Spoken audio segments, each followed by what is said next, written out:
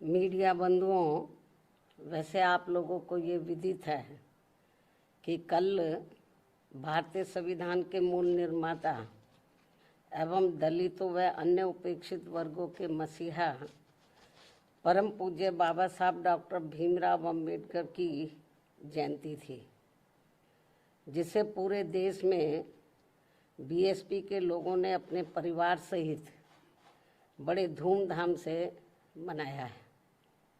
खासकर यूपी की राजधानी लखनऊ में तो कल इनकी जयंती पर पूर्व की तरह ही इस बार भी इनके लाखों लाखों अपार अनुयायियों ने यहाँ लखनऊ में मेरी रही सरकार द्वारा निर्मित किए गए डॉक्टर भीमराव अंबेडकर सामाजिक परिवर्तन स्थल पर पहुंचकर इसे अपने श्रद्धा के मेले के रूप में मनाया है तथा इस विशाल व ऐतिहासिक स्थल पर लगी इनकी बड़ी प्रतिमा पर, अति विशाल प्रतिमा पर अपने श्रद्धा सुमन भी अर्पित किए हैं। इन सभी के बीएसपी बहुत बहुत आभारी हैं। इसके साथ ही इनकी सुविधा को विशेष ध्यान में रखकर कल मैंने इनकी जयंती पर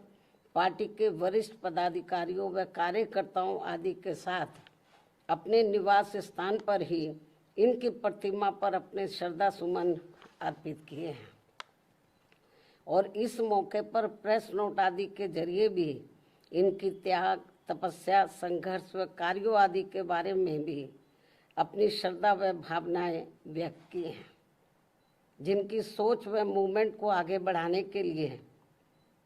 बीएसपी के जन्मदाता एवं संस्थापक मान्यवर श्री कांशीराम जी ने अपनी पूरी जिंदगी समर्पित की है, जिनसे प्रेरित होकर अब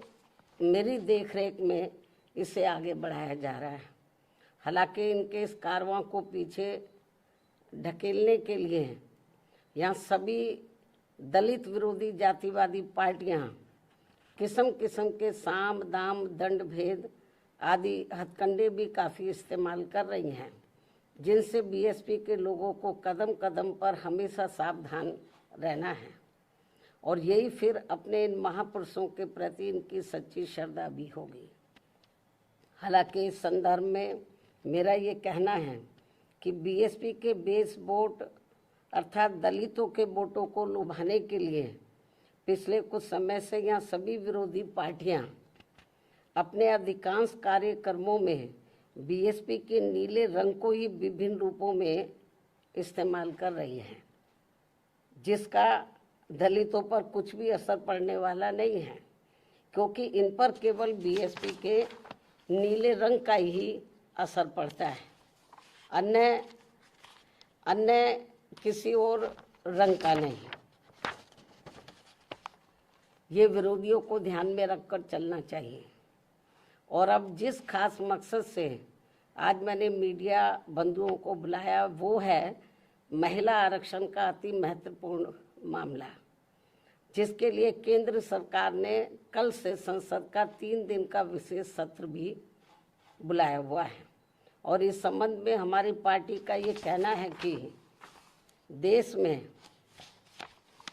बहुजन समाज में से खासकर एससी, एसटी व ओबीसी समाज के हित व कल्याण की तरह ही महिला सशक्तिकरण आदि की बातें भी तो बहुत की जाती हैं, किंतु सही नियत, नीति एवं मजबूत इच्छा शक्ति के अभाव के कारण इस पर ईमानदारी से अमल शायद ही कभी ठीक ढंग से हो पाया है। इसी का नतीजा है कि कमज़ोर वर्गों के लोगों की तरह ही महिलाओं के विरुद्ध भी जुल्म, जाति एवं शोषण, अत्याचार आदि की जघन्य घटनाएं आज भी सही से रुकने का नाम नहीं ले रही हैं। और इसलिए हमारी पार्टी बीएसपी देश की सर्व समाज की महिलाओं को उनके आबादी के हिसाब से 50% आरक्षण देने की मांग लगातार करती आ रही है, लेकिन जिसे कोई भी पार्टी अपने अपने स्वार्थ व मजबूरियों के कारण मानने को कतई भी तैयार नहीं दिखती हैं। वैसे भी भला हो परम पूज्य बाबा साहब डॉक्टर भीमराव अम्बेडकर का, जिन्होंने देश की महिलाओं को पुरुषों के समान बराबरी वाला एक व्यक्ति एक वोट का यह अति मूल्यवान मानवतावादी संवैधानिक अधिकार देकर यहाँ पूरे महिला जगत को धन्य बना दिया है, तथा जिस महिला सम्मान व उनके सशक्तिकरण की जो जबरदस्त बुनियाद इन्होंने यहाँ देश में डाली है, उसके लिए देश हमेशा उनका कृतज्ञ रहेगा। और अब ऐसे में देश की संसद, लोकसभा में व राज्यों की विधानसभाओं में महिलाओं को 33% आरक्षण देने की प्रक्रिया को काफ़ी लंबे इंतजार के बाद ही सही व अन्य इसे आगे बढ़ाने की अब इसे आगे बढ़ाने की कार्रवाई का हमारी पार्टी स्वागत करती है। हालांकि बहुत डिले है, फिर भी हमारी पार्टी इसका, चाहे वो डिले भी हो गया, फिर भी इसका वेलकम करती है, स्वागत करती है। वास्तव में महिला आरक्षण की असली हकदार शोषित व उपेक्षित वर्गों में भी खासकर सामाजिक, राजनीतिक एवं आर्थिक रूप से लगातार पछाड़े जा रहे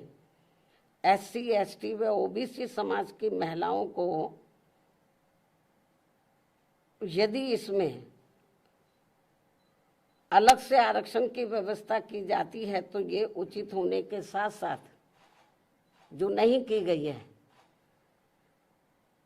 तो ये उचित होने के साथ साथ BSP के अनवरत संघर्षों के बाद OBC समाज को मंडल आयोग की सिफारिशों के अनुसार 27% आरक्षण के लागू होने की तरह ऐतिहासिक भी जरूर होता, लेकिन ऐसा नहीं होने से इन वर्गों की महिलाओं को महिला आरक्षण का पूरा लाभ क्या मिल पाएगा, इसमें लोगों को काफ़ी संदेह है, तथा महिला आरक्षण के वास्तविक उद्देश्य को काफ़ी हद तक नकारने जैसा है। वैसे भी महिला आरक्षण को राजनीतिक स्वार्थ की बजाय महिला सुरक्षा, सम्मान व उत्थान आदि से जोड़कर देखा जाना चाहिए, तभी इसका सही लाभ इनको मिल पाएगा। अन्यथा यहाँ ज़्यादातर मामलों में सामंती व जातिवादी तत्वों के हावी होने के कारण देश की महिलाओं को जो उनका उचित लाभ अब तक नहीं मिल पाया है, वैसे ही आगे भी पूरे तौर पर नहीं मिल पाएगा। जबकि परम पूज्य बाबा साहब डॉक्टर भीमराव अम्बेडकर ने संविधान में महिलाओं को जिंदगी के हर पहलू में बराबरी व आत्मसम्मान का हक देने के साथ साथ हिंदू कोड बिल लाकर भी इन्हें जबरदस्त कानूनी अधिकार भी देना चाहा था, जिसे तब केंद्र की रही कांग्रेसी सरकार ने अपने संकीर्ण जातिवाद के प्रभाव में आकर वादा खिलाफी करते हुए नहीं माना और बाद में इसको आत्मा विहीन करके इसे टुकड़ों टुकड़ों में पास किया गया। इस प्रकार OBC समाज को आरक्षण देने के साथ साथ महिलाओं की सुरक्षा, सम्मान व उत्थान सुनिश्चित करने के मामले में ठोस कदम नहीं उठाने आदि के विरोध में बाबा साहब डॉक्टर भीमराव अम्बेडकर को देश के प्रथम कानून मंत्री पद से इस्तीफा भी देना पड़ा था। इतना ही नहीं बल्कि इससे पूर्व घोर उपेक्षा की शिकार भारतीय महिलाओं में शिक्षा की अमर ज्योति की अलख जगाने के मामले में महात्मा ज्योतिबा फूले व उनकी पत्नी सावित्रीबाई फूले के ऐतिहासिक योगदान व जबरदस्त कुर्बानियों को भला कौन भुला सकता है। उन्होंने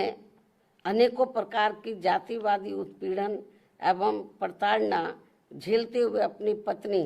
व आसपास की महिलाओं को शिक्षा के अलंकार से सम्मानित व नारी शक्ति को प्रोत्साहित किया, बल्कि हर दुख और अपमान झेलकर भी स्कूल स्थापित करके इस क्रम को अभूतपूर्व तरीके से आगे बढ़ाकर हमेशा हमेशा के लिए सामाजिक परिवर्तन के पिता मैं बनकर अमर हो गए। इसके साथ ही अब जबकि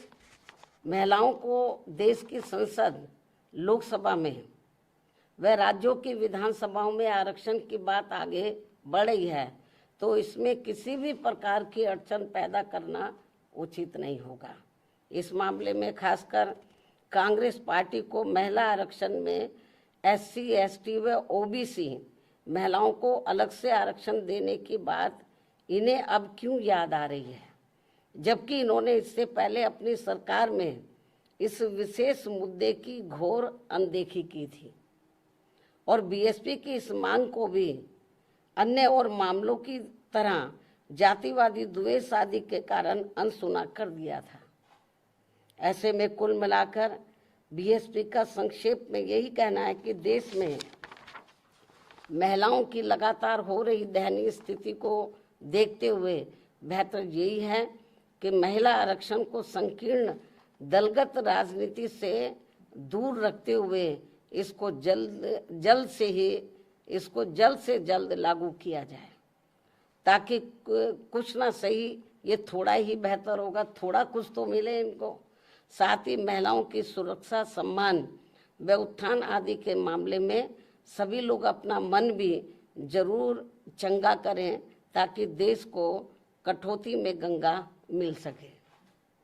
इन्हीं जरूरी बातों व सुझावों के साथ ही हमारी पार्टी वर्तमान केंद्र की सरकार द्वारा संसद में, लोकसभा व राज्यों की विधानसभाओं में 33% दिए जाने वाले आरक्षण के फैसले का स्वागत करती है। हालांकि हमारी पार्टी तो शुरू से इसकी पक्षधर थी कि इनको 50% मिलना चाहिए, चलो थोड़ा घना इनको मिल रहा 33%, इसका भी हमारी पार्टी वेलकम करती है। धन्यवाद।